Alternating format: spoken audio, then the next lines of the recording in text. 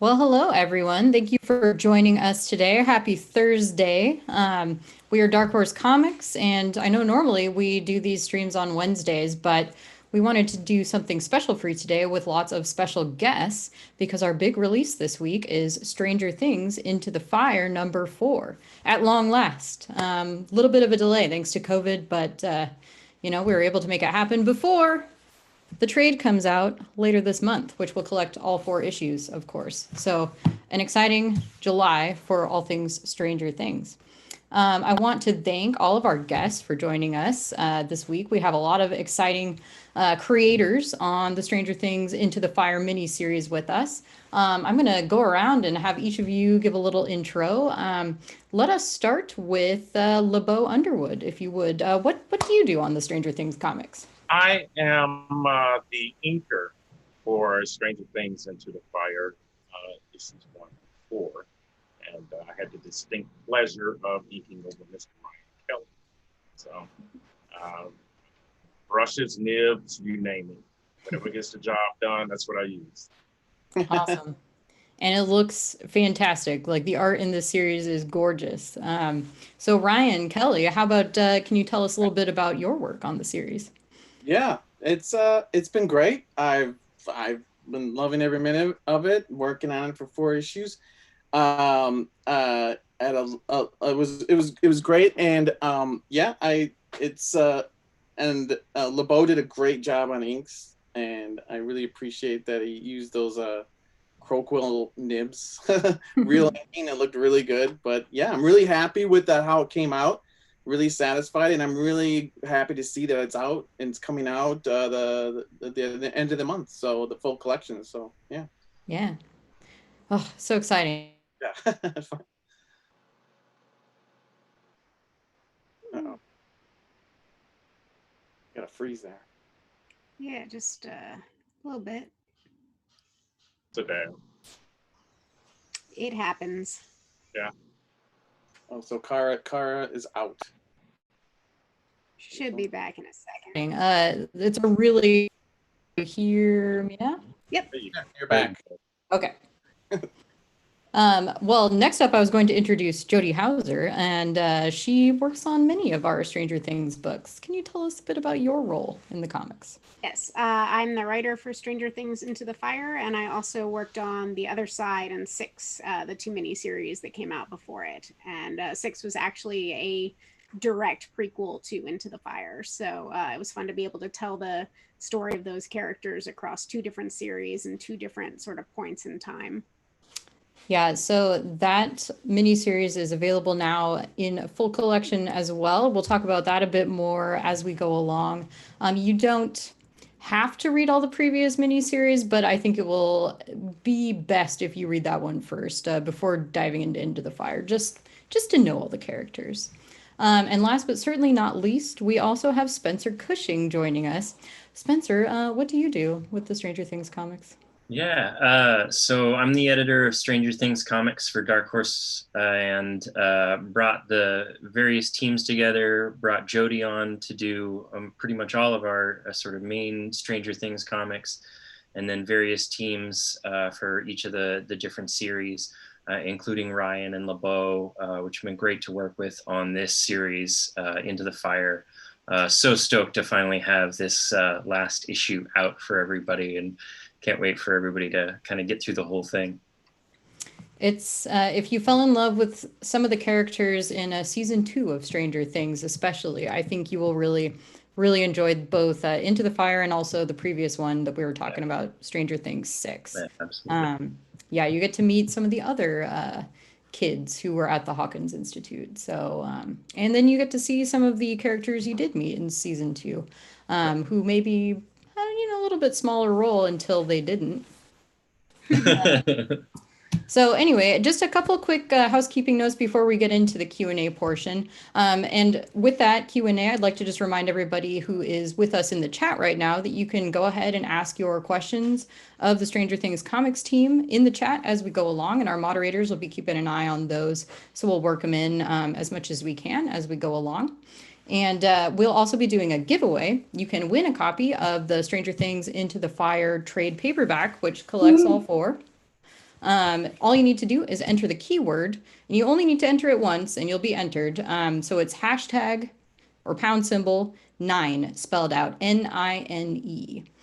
So you enter that once, drop that in the chat, and you'll be we'll draw the winner near the end, and that will be announced in the chat. And then all you need to do is send us a private message here on Twitch, and we'll set up shipping info with you via email. So enter that anytime, and we'll draw near the end. So stay tuned.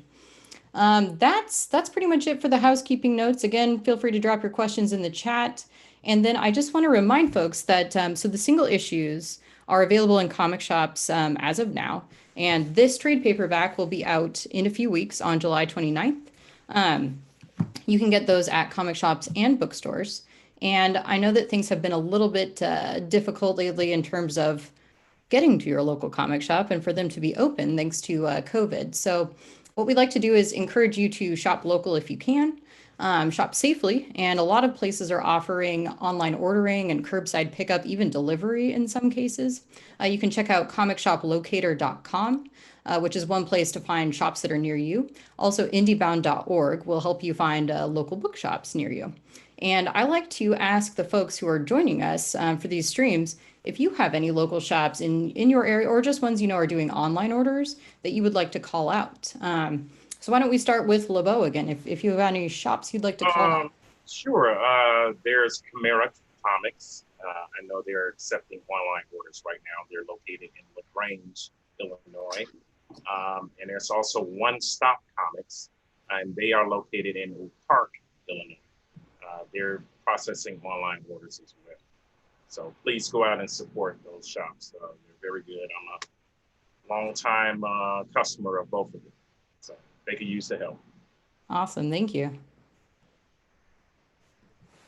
How about Ryan? Do you have any shops you'd like to shout out? Sure, yeah. I live in the Twin Cities of Minnesota. So if you're in the Twin Cities, I recommend, well, if you're in the St. Paul area, if you go to St. Paul, you go to the Source, which is technically sort of a suburb, and it's in Roseville, so it's right next to St. Paul. But I would say the Source, which is a well-stocked store, it's you have to wear a mask and go in, but it's a great store, large. They carry everything. I went there the other day. They have Stranger Things, and they do curbside pickup. You can call ahead. You can order. Bring your mask. And in Minneapolis, you can. I would also recommend Hot Comics and Collectibles and Dreamhaven Books, which is a good independent bookstore, comics. And yeah, go there. Yeah. Perfect. Some great options. How about you, Jody?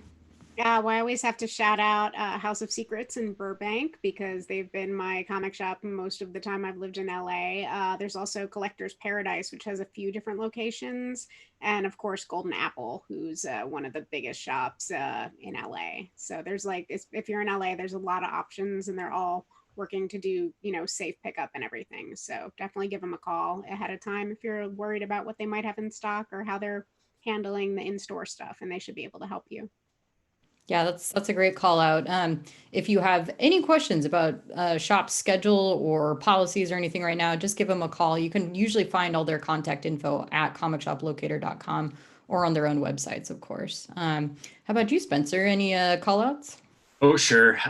Portland has a ton of really great shops up here in Oregon, and I really love Books with Pictures. Number one, Floating World is pretty great. And, obviously we gotta, plug our sister store, Things from Another World.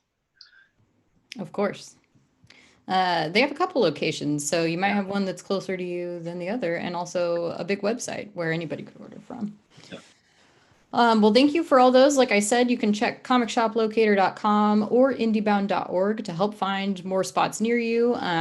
Lots of shops really working hard to get comics out to folks, so thank you for supporting locally if you can. And without further ado, I'm going to have Spencer, if you would, give us just kind of a rundown on the Stranger Things comics program so far. What have we done already, and what have we got going on right now?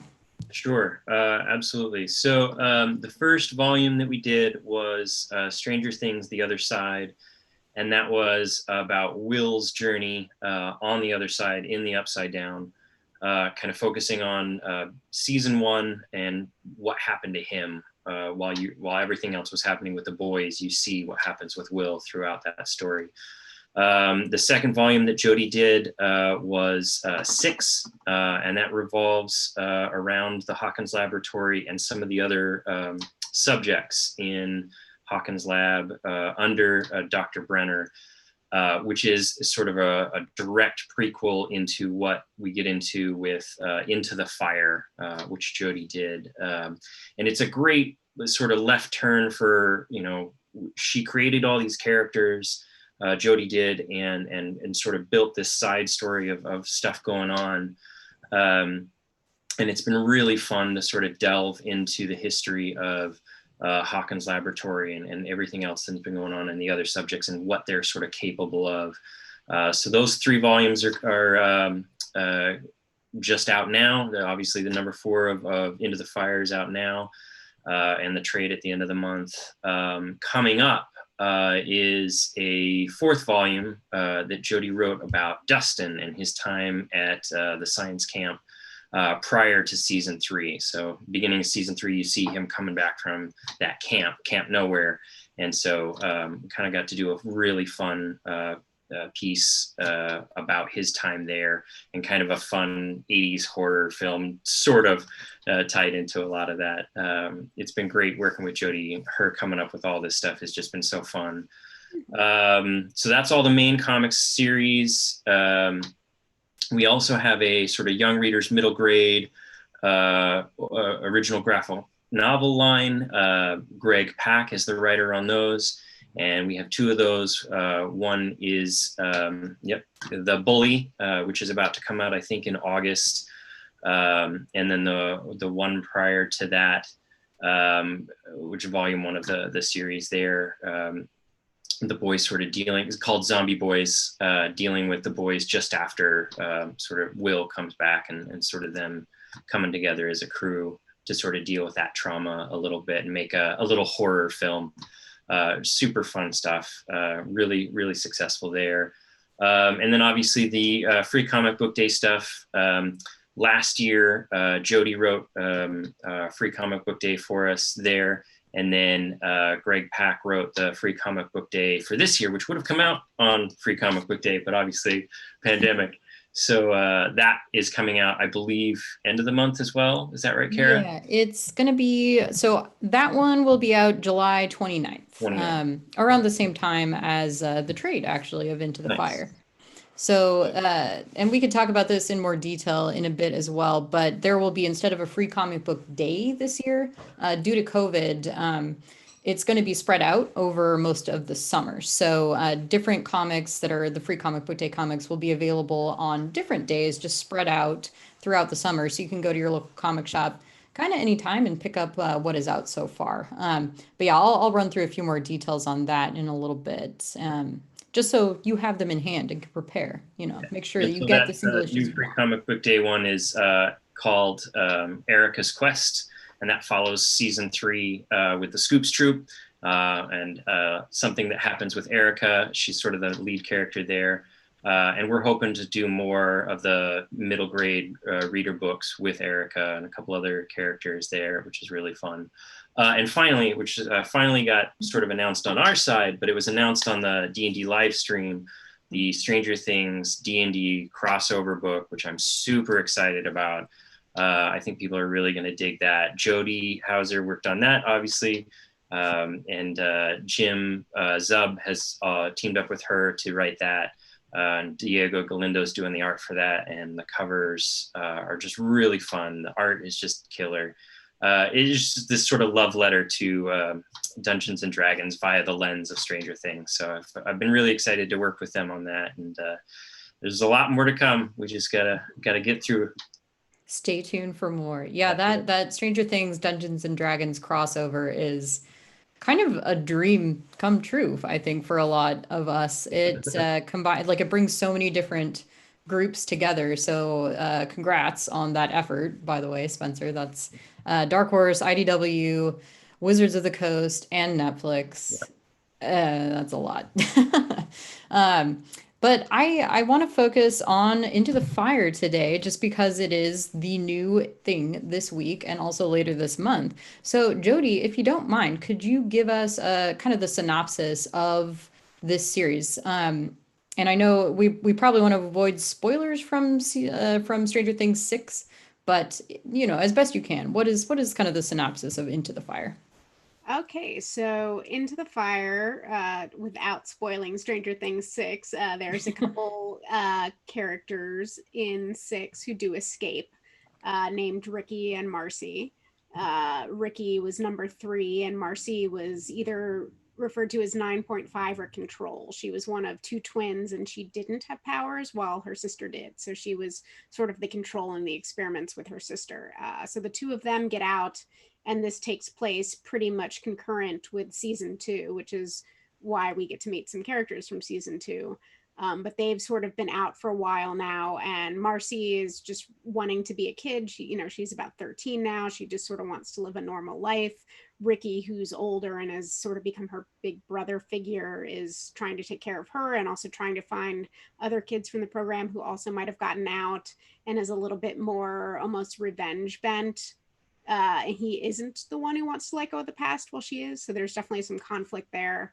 But eventually Marcy and Ricky find out that Marcy's twin sister Jamie is actually still alive when they thought she had died years ago. So it sort of becomes a rescue mission then to find Jamie, find out what happened to her, and try to get her back. I love getting to see some of the other characters and their other powers. I'm sure I'm not alone in that. So we'll definitely dive into that a little bit more as we go along. I would like to also ask everyone how you first got involved with the Stranger Things comics. Maybe we can start with Ryan this time. Sure, yeah. Well, yeah. Well, I was just sitting alone in my art studio one day, just being an artist, and I got a message from Spencer, assistant editor Connor, and they're interested in see if I would be up for this for penciling, and I was really excited because I working on a lot of original material actually, and it's sort of my specialty.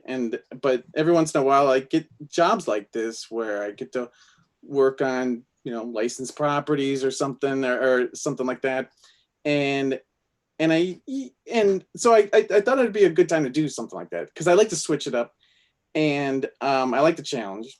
And they also proposed like working with an inker, which I got really excited about as well, because I do a lot of full art. Like I do the penciling and inking on a lot of the projects I work on. And every once in a while I get the chance to do just inking or just penciling or just, so, and I was excited by that because I feel like when I just pencil, like I do a better job sometimes. So I can totally focus on the drawing. So it worked out. Like I was able to jump on and work on these 4 issues. It was great. Yeah. Awesome. Well, how about LeBeau next? How did you first get involved? I was actually contacted by Philip Simon, who is the senior editor at Dark Horse, and I have corresponded with Philip for quite some time. My background consists of mainly doing superheroes, for Marvel and DC. So he approached me and he said, "Hey, kind of got you in mind for this project." Once he told me what it was and I saw Ryan's pencils, I was like, "Hey, sign me up." He gave me a lot of room to play with regarding his pencils, and I like that. That's a challenge to me, and it pushes me as an inker to bring my A game. So, thank you, sir. Philip is awesome. I'm glad you guys have a good relationship. Well, how about you, Jody? I know you've been working on these for a while, but how'd you first come into the Stranger Things fold?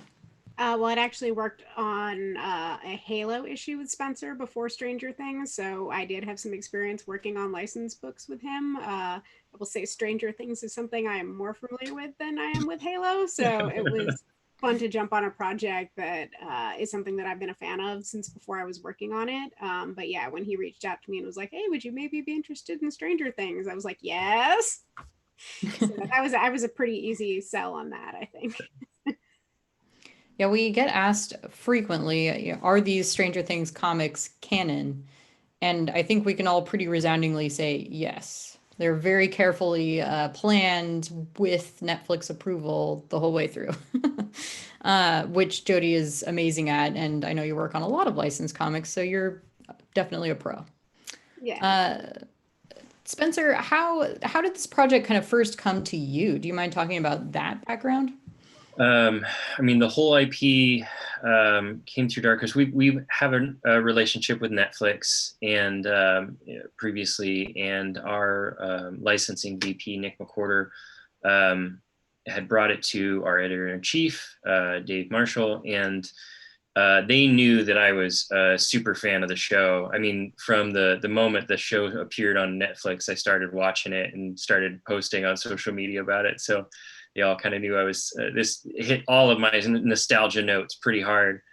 So I had the opportunity to basically put together a pitch to Netflix to say, hey, you know, we want to make comics. Here's what our publishing program would look like. Here's everything we want to do, and put together some art and some other pieces.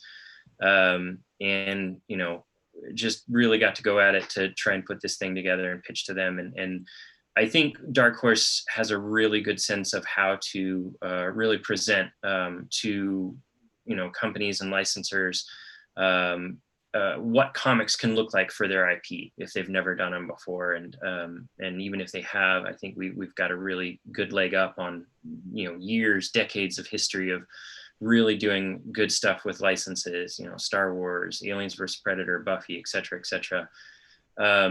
And so, you know, once we pitched to Netflix and sort of got them on board, you know, we got contracts together and we were able to put stuff together, which was very exciting for me. I think working on Stranger Things comics has probably been the most exciting thing that I've gotten to work on at Dark Horse Comics in my tenure here as an editor.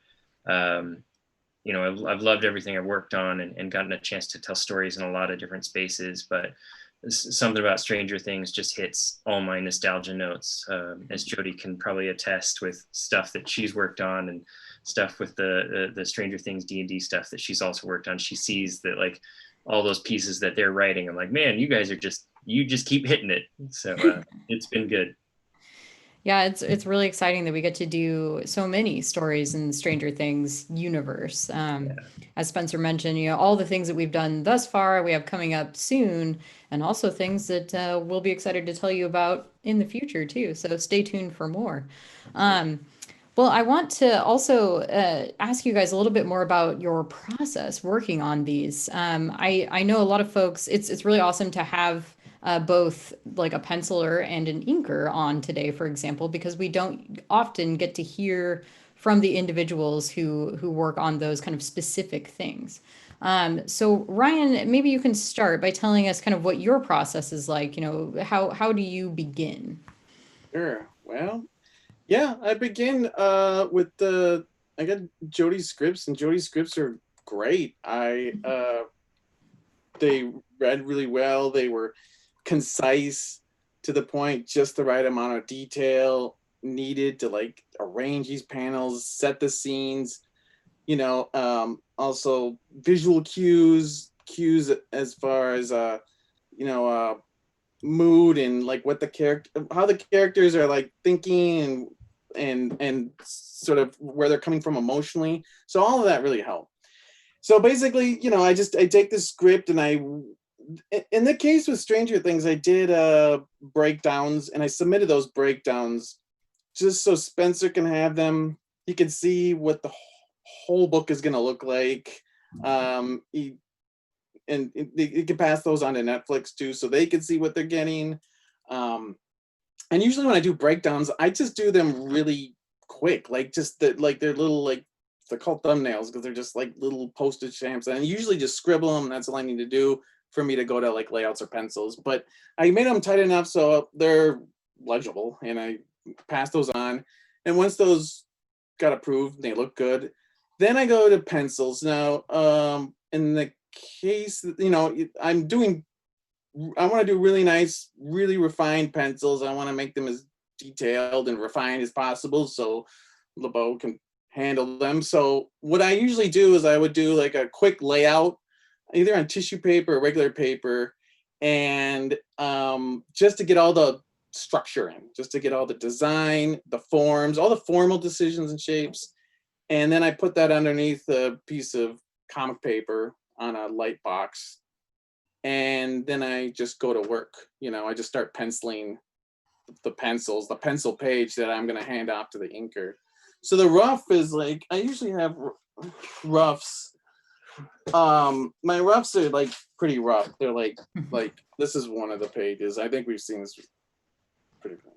And this is just like what I did before I did the traditional real pencils, but you can see it's really messy and scribbly, but it's like enough information for me to do my job to go on to the next step. So it's a lot of steps, but it's so I can get the pages just right, just get everything just right the way I want.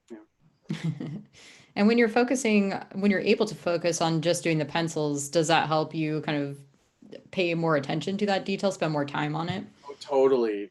I love it. I love these jobs come where I can just pencil, because I think like I can spend more time getting things right, and also because I love collaborating. I just love I love projects where I can collaborate with new people. I love to collaborate with inkers because I get kind of a new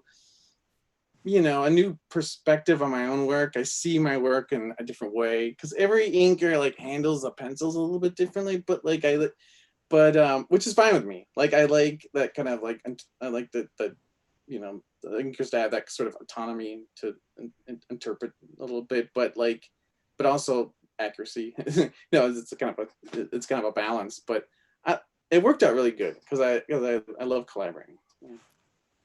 Well, how about you, LeBeau? At what point do you kind of start on your process? With this project, I remember I asked Spencer to send me a copy of the script that Jody wrote. I used that in tandem with Ryan's pencils so that I can get a better feel for what's going on. And as an inker, a part of my job is to direct the reader's eye to whatever action is occurring in a particular panel at the time. Ryan, he gives very detailed pencils. So when I spoke about earlier about it being a challenge, I wanted to add certain flourishes into his work and draw certain things out. And, I try to look at it from a reader's perspective. So what's going to draw the reader's eye to a particular point on that panel? Like on this page, for example, right? So I wanted to focus not necessarily just on the main character here, but the backgrounds, they are important as well. And that is something that I do not skimp on. I love details. So I'm covering everything. Regarding my tools, anything from a nib to a sponge to brushes of different sizes, that's what I use, whatever gets the job done. So, my perspective is regarding the collaboration, I want to make my penciler happy. If he's happy with what I'm doing, then I know I'm on the right track. Mm-hmm. So, yeah. And do you exclusively do inking right now in comics, or do you do more ever? Do you also work in pencils at all? I do. I'm actually working on a project right now where I'm penciling, but I prefer to ink. That's my passion. That's what I love. Well, and LeBeau, real quick, you still, like you're saying with your tools, you traditional inking. Like this is like you're getting the pages out, printed out, and then you're inking physically by hand. By hand, yeah. And I have a setup here at home. Something that I started teaching myself during COVID is to digitally ink. Sure. So I'm doing that now. But yeah, I am a traditional inker. So everything that you see Into the Fire, all right here. That's nice. Amazing. Yeah. So cool. Well, thank you for leading us through your processes a little bit. Jody, so writing scripts for most of these, you're the sole writer. How is it different from working with Jim Zub now, writing the Stranger Things and Dungeons and Dragons? I mean, the process overall isn't that different. Generally, we start, especially with a licensed book, you sort of want to do a whole outline for what the whole series is going to look like, so you can get notes before you get too deep in things and find out that they don't like some of your ideas or they want things to play out a different way. So once that gets approved, then we sort of break it down by issues if we haven't already, and then you want to break down the issues by pages, and that's something we do need to focus on more when we're co-writing, because Jim and I are splitting up the pages to write between us. So, and especially in the case of Stranger Things and D&D, I'm coming from writing the Stranger Things side, and Jim is coming from writing the D&D side. So some of the more like technical game aspects in the issues, those were the pages he took, and some of the sort of more character focused, and especially the, pushing in their history as friends a lot, that was more of the stuff that I focused on. So I think the main difference with a co-writer was just figuring out the breakdown of who was doing what and which parts of the issues were playing to each writer's strengths, and then making sure we were, doing the same amount of work on all the issues. So Was there a lot of historical research, like a lot of attention to accuracy in language and also in the art, actually, which would maybe be more a question for the other guys, but I mean, for me, I always try to, especially in these comics, if there are references I can pull from that we haven't really seen on the show, that sort of keeping that like homage to all things 80s, but with a new twist. That's what I try to do. So particularly for Into the Fire, I was thinking very much Return to Oz and all those fantasy movies you saw as a kid that were like, they would not make today because they would terrify everyone and parents would get really angry. But it's, anyone who grew up in that era, it's like you saw just like really horrifying, terrifying fantasy stuff. So that's sort of the tone I wanted to play with here. And I think Ryan and LeBeau did just such an amazing job with the art, especially all the sort of weird fairy tale-esque fantasy moments. They just looked amazing. Yeah, that was one of my favorite parts of your idea, is just that Return to Oz. Like, I just remember seeing that so vividly as a kid and just being so just like scared of so much of that movie. And to play a little bit with that here, and Ryan, that mask that you did for 9 it's just so great. It's just so wonderful. And a lot of sort of the mirror imagery that we use later. I thought it was so fun. Yeah. I held it up for a second. Maybe our producer Gary can pull up the pages while we chat about it. I love that intro as well. Yeah, I love the mask design. It looks so cool. Okay. And Ryan, my hand thanks you for that. Oh, I didn't make it too detailed, did I? Oh no. Not in a bad way, but No, I also am not the one who no. had to ink it, so. Oh, it's just beautiful though. Yeah, I love that kind of fairy tale opening. I like the symbolism and how the mask was used. I mean, how the mask and the mirror and how they were used throughout the whole story. They're good like storytelling tools to like show Jamie, the character Jamie, how she was breaking, how she could break through her mental illness and stuff, and that was used really well. Yeah. And I got the Wizard of Oz kind of Return to Oz influence. I got that. I don't know if it was like because Spencer mentioned it or if I got it from the script, but I definitely picked up on that and tried to show it in the art. Yeah. Mm-hmm. This page here, that is that's what spoke to me. I love drawing that stuff, like those scenes of Jamie and her fantasy world. I like drawing those scenes a lot. I like the fantasy elements too. I definitely got that vibe, Jody, which I appreciate because I grew up with those kind of terrifying fantasy movies as well. Probably watched them when I was younger than I should. Yes. But that's what kids like, right? That's what we want. Well, that leads into another question I had for you all. Do you have any favorite moments, panels, or pages from this miniseries? I know that's kind of expansive because we do have 4 issues here, but anything stand out for any of you? For me, it would be the one I just held up a moment ago. And don't get me wrong, because I, had the luxury of working on the entire series, so I've, had a hand in every single page. But this page, page number 8 from issue 4,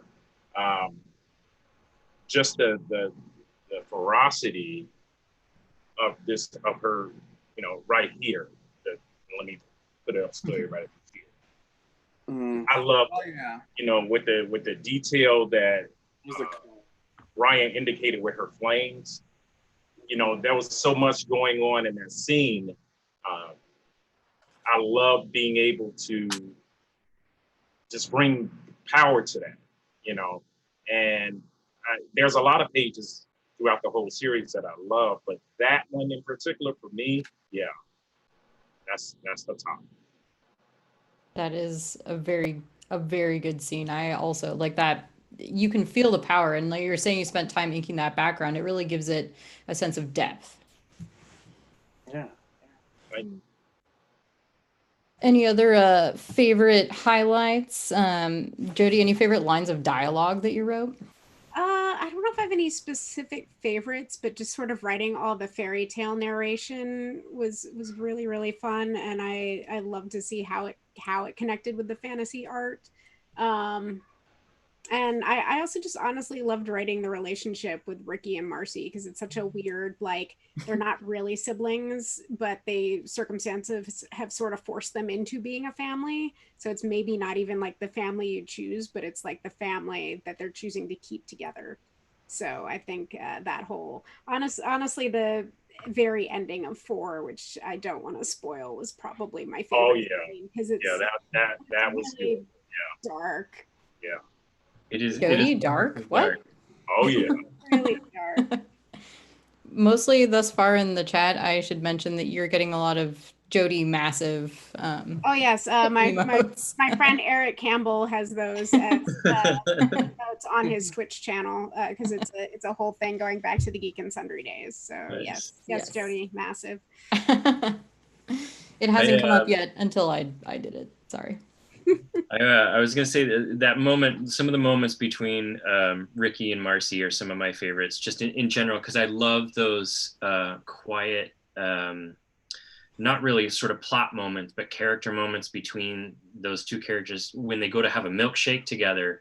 They're going through all this stuff, and they're in search of 9, and they stop at a diner for a milkshake, and it's just a wonderful little moment between them.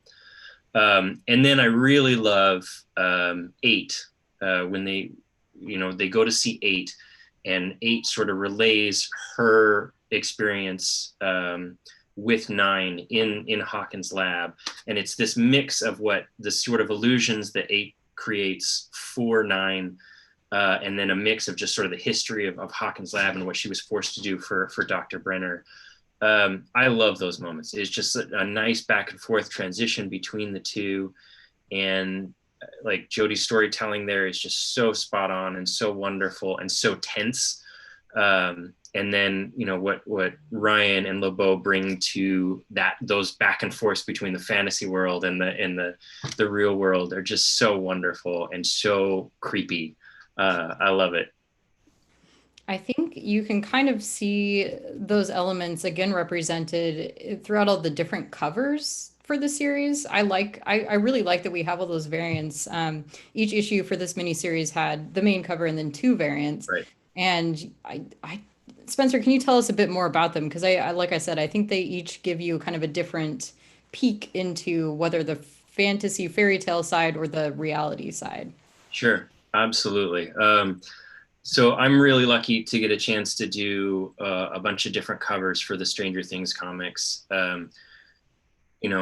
Think what you will about variant covers in general, but like being able to hire a bunch of different artists to come in and sort of participate in Stranger Things in their own way is just absolutely wonderful. And I really liked this series because you know, with Stranger Things as a brand, you kind of want this sort of creepy sense to everything, but very sort of realistic sci-fi 80s nostalgia, sort of Stephen King leaning stuff. And with this one, we got to go that Return of Oz, that sort of fantasy elements with a lot of these different covers.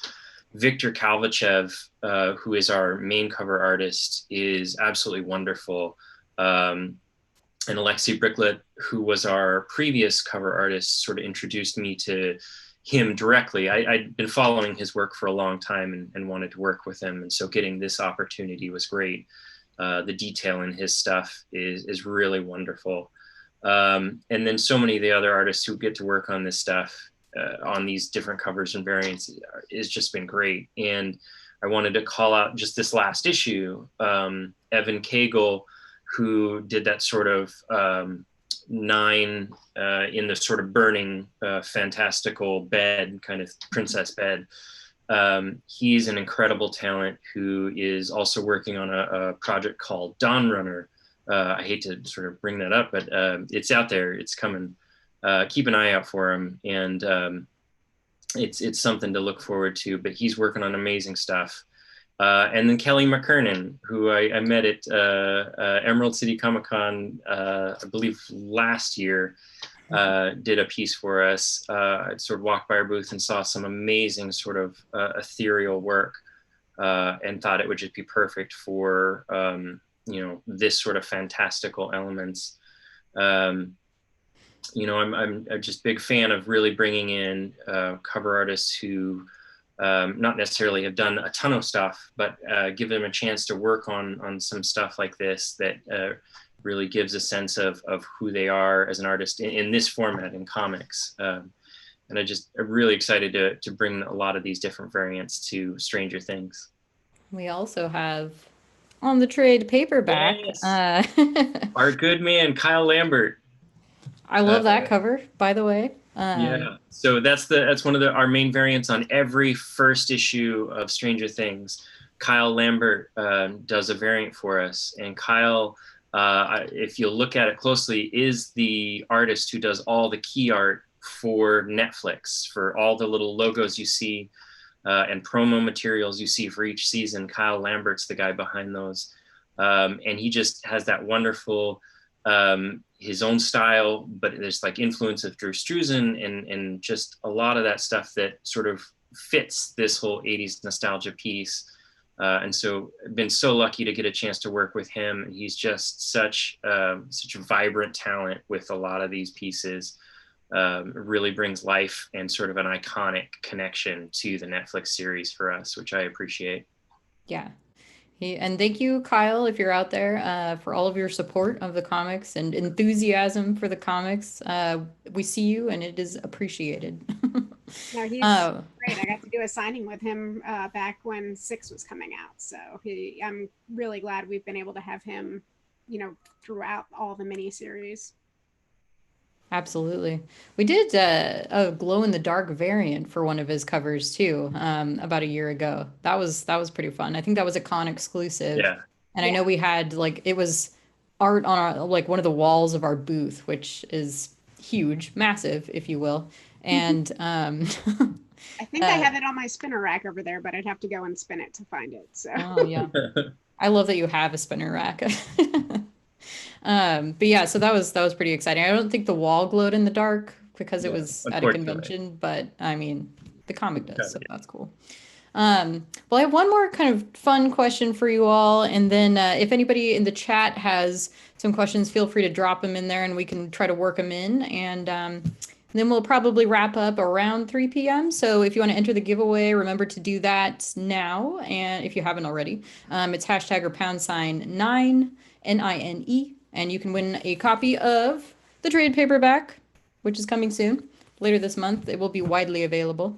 So my final question for you all, for the moment anyway, is do you have, what do you think, rather, is one of the most interesting powers or abilities held by the characters in Into the Fire? And I don't know if anybody's eager to go first or if you want me to call you out. I mean, I already said that the ending was something I really enjoyed, so I guess that would, I don't think it's a spoiler to say Ricky, I think, has a really interesting power because it's something that's so easily abused. So writing a character who is basically a good person who is dealing with something that can be so damaging and harmful, and having him sort of try to deal with the balance of that, that's, at least from a writer's perspective, is really fun. It's not a power I would want because that's a level of responsibility I don't want, but yeah, it's fun to write. Yeah, I thought about that when I was drawing the scenes with Ricky, because he has these persuasion powers, and but his character grew over the series, just like Marcy and Jamie and all the characters, but like Ricky has this sort of dark side to him too that comes out throughout the series, and there's a lot of potential there. So there's also a lot of potential with his powers and what they can do, and you're drawing his scene. He's like, is he like using his powers, or is he not, to affect the outcome, so that's kind of an interesting thing that could be used again, and it's an interesting thing of his part of his character. Yeah, absolutely. I liked the use of nines in the sense that, in comics, you see a lot of characters who use fire a lot. But what I liked about her use of the power is the fact that it grew in intensity with her emotions. And you saw that, not necessarily only being demonstrated by destruction, but by her environment. And that's what resonated with me regarding that particular character, because it was, you can see a little flame here in one panel, and then you have a conflagration somewhere else. And look at her emotional content at that particular time, it makes sense. I mean, that's credit to you, Jody. That's right on point, and I picked up on that, and I love that, and yeah. So that's the one character, I like all of the characters, but she, yeah, I just like inking it. It was fun. Yeah. Thanks for doing it. Yeah. Yeah, I think Ricky's really fascinating, and I think that at the ending of this series it is really very interesting and could lead to some fun stuff if we ever get a chance to kind of come back to these characters. And I think being able to play with some of these other subjects of Hawkins Lab, I hope we get to do it again, because I think Jody really created some amazing characters and could really sort of build on them. I love 9 and 9.5, Jamie and Marcy, because I think there's more to their connection. There could be more, who knows if there is, but like the potential for more, I think, is there.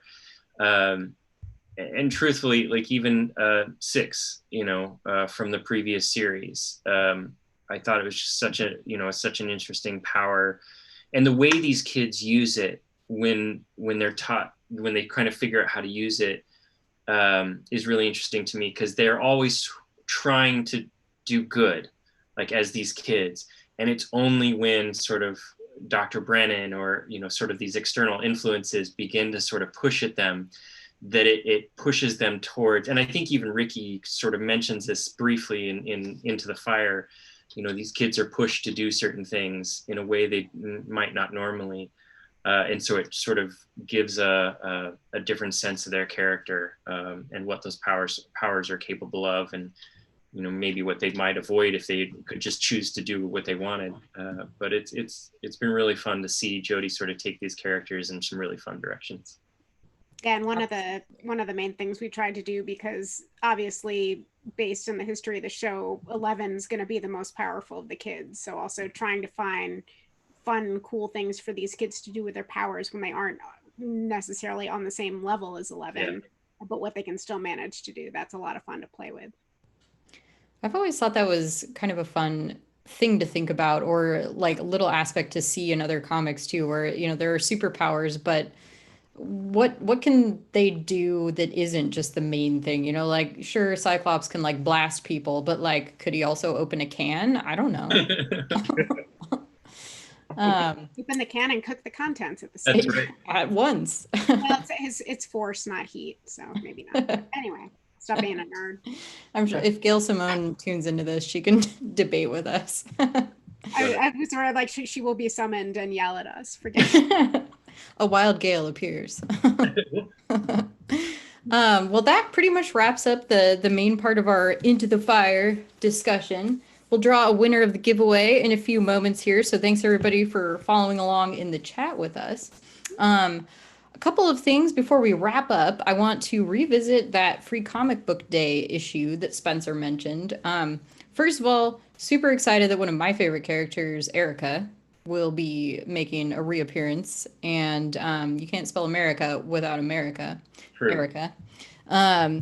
So that I want to revisit the way that those are going to be released, just so you all know. As I said, it's not really going to be a Free Comic Book Day this year. It's going to be spread out over the summer. So that particular issue, we always have two different issues that come out for Free Comic Book event. One is a young adult focused comic, which is this one. It's our silver offering is what they call it. And so it's a split issue. Half of it is the Stranger Things story with Erica and the Scoops troupe. And then the other half is Minecraft. So the whole thing is appropriate for younger readers as well. And that will be available at comic shops on July 29th.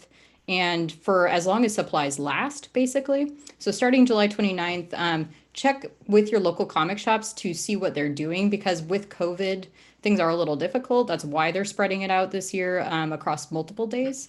And they want to make sure, most comic shops are still not set up to have big crowds come in at one time. So check with your local comic shop, see what their requirements are, if you need to bring a mask or if they're doing delivery or anything like that.